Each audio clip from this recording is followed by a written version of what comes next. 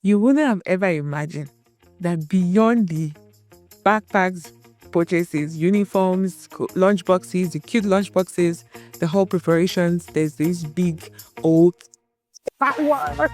I hate paperwork. I hate filling out forms.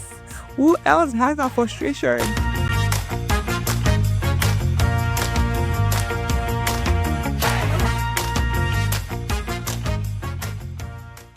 Hello, beautiful moms. Are you new to the United States and wondering how to get your kids into schools in the DMV or anywhere else? I am in the DMV, so I'm going to use that as a case study for today. But the frustration is definitely real. Like, who knew that all the paperwork was your first name, date of birth, home address, residency, county? I can't be the only one that would have I I didn't sign up for this. Excuse you. When I moved in here, We moved.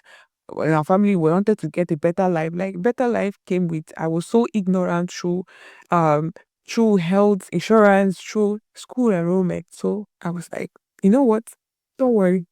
Let me do a video about this because I know I'm not the only one that has gone through all this plenty hassle.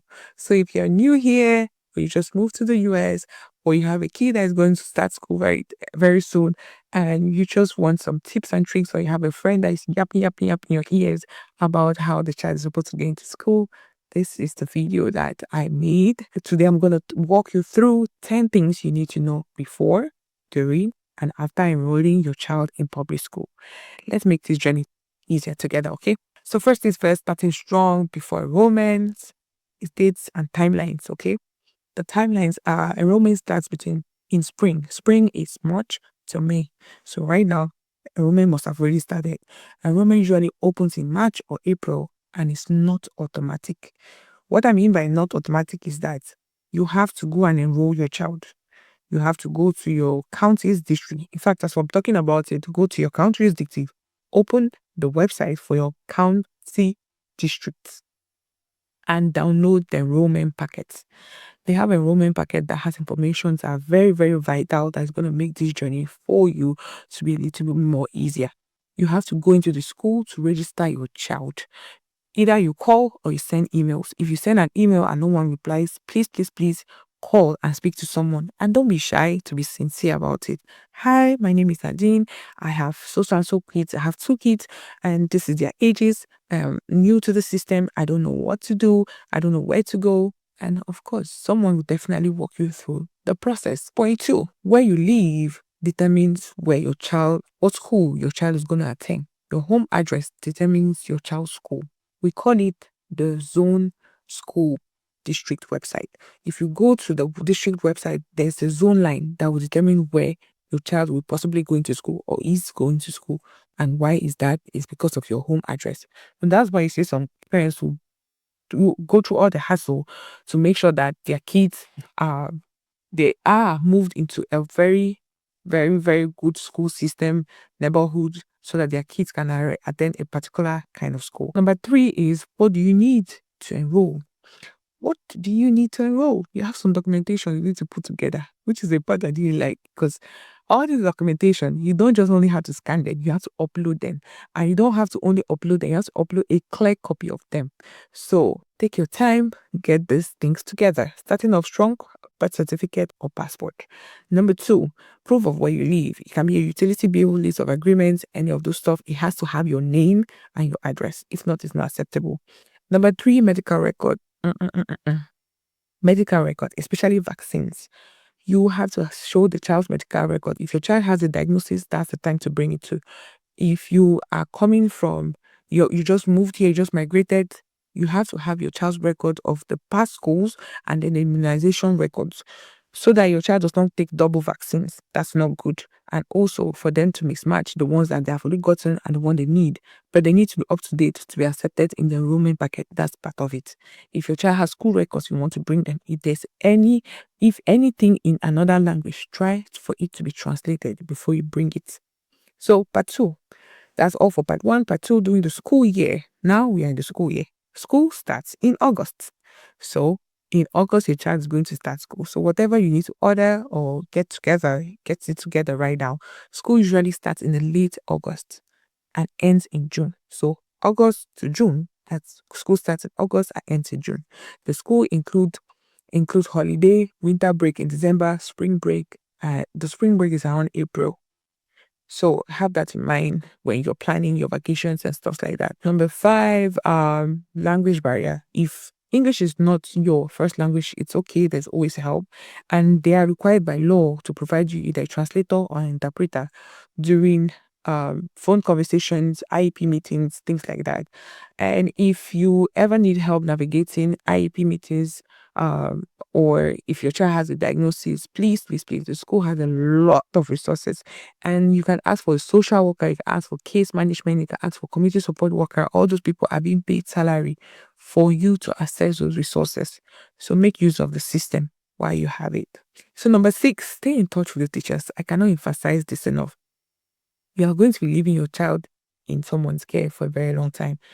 They're going to be sending you messages that about orientation or parent teachers meeting. That simply just says that we want to see you, we want to know you, and you can come see us. I go for those meetings. Why? Because I want to see where my child is going to be. I want to see the four walls of the school. I want to see the bathroom. I want to meet the teacher in person. These teachers want to hear from you. They want to, you're the one that know your child best. Go in there with vital information about your child. Speak well of your child. And if you know, dress according to how you want to be addressed. The way you present yourself is the way they're going to take your child. They know who not to play with and who to play with. I'm not saying you have to be flamboyant. I'm just saying if you know, you know. And communications with the teacher is not just you take phone number and email and call what you want. It doesn't work that way. So if you go in and ask for a teacher's number and don't feel offended. It's for everybody. They have apps. Because of privacy issues, they have apps. I have used Class Dojo, I've used Parent VUE, and also Talking Points. Talking Points has a translation device or a translation section. So if English is not your first language, you can use Talking Points. It will translate some of your messages for you. Plans Dojo is very cool, very accessible, straight to the point. All these things are apps you need to download on your phone. And you are going to be seeing things like, for example, if your child has to wear a particular color or uniform or something's happening in the school, public holidays, you're going to be in the know through this app. So you want to download those things, okay? Number seven, there's free lunches for the kids, like free food for kids that qualify or are eligible of reduced price lunch. In DC, all school lunches are free. But in Maryland and Virginia, you need to qualify and you definitely need to apply for these things. Number three, after you've enrolled and after your child is in school, these are important dates you need to have put it up in your phone or in your calendar where you are going to be seen. The first day of school is in August. Parents teachers meetings in fall and in spring. School break is in December and March and April. Check your district calendar online for exact dates. The second to the last is going to be transportation. Transportation, most schools offer free buses if you live afar. Most schools offer free buses. But if your house is walkable, that means the proximity from your house to the school is very close, you're not going to qualify for the free buses. And for the buses, they have something called a stop finder that we use. Stop finder is going to tell you the speed of the bus, when the bus is around, when the bus is going to arrive, when the bus left the school. It's going to give you step-by-step information to keep you in the know. So you definitely want to download things like that to be in the know of where your child is. I mean, if the child qualifies for school bus, but if the child doesn't qualify for school bus, so it's left for you to do your drop off and pick off. Finishing off strong, ask for free programs. We all travel far and wide to come into a system where there are resources that are meant to make your life easy. Please use them. Ask an open mouth. If you close your mouth, no one's going to help you. Ask for the free program. Schools often are talking about free. When you go into the orientation and the parents and teachers meeting, they always have free stuffs. Backpacks, pencils, books. They give a lot of school supplies in those things. And you can also check on Facebook. You can check your library. They have a lot of giveaways that always go around our school. So if you're short on cash or you don't just feel like spending money on school, back to school, that's what they always call them. Most churches and stuff like that, community centers will have back to school giveaway programs. You can attend any of those, and then especially when you have multiple kids in this economy, that's gonna come in very handy. Believe you me, all the razors are gonna be getting me since back to back to back. When you want to have that, they're gonna even give coloring pencil, coloring books, all those things. So there are free resources. Aside those free resources, there's also after school programs. There's also tutoring. There's also clubs for kids that just moved. There's cultural shock of moving and then the school system. So tutoring is definitely a very good one and it's free. They have programs at clubs that you could join as a parent to volunteer and understand more of the school system. One of the things I always do that's helping me out too is that for each class that my child's going to go into, I make a parent friend. So when I go into the parent just meeting or the orientation, I don't go stuck off. Just go there and make a friend. And why? You may ask because, for example, the school bus is late and you want to check maybe, oh, is your child back? That kind of stuff. Or you're not sitting in those meetings very awkward. You have someone that's coming with you, or you just made an extra friend for yourself. School often have all those programs, so just ask about them and don't be afraid to ask. Don't be afraid to ask. Open your mouth and get knowledge. Moms, you're doing an amazing job. I'm just gonna conclude with that. No one prepared you for what you're going through, and you're going through it like a boss, like you've been here. Uh no child came with a manual, but you're doing it. You're not alone. Don't be afraid to ask questions, to speak up.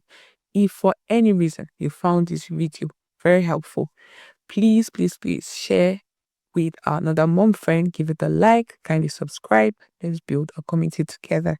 Thank you so much for logging into Nadine's live diary today. It was a pleasure hanging out with you guys today. I'm going to see you in my next video. I post one video every single week on this channel. Thank you. Bye bye.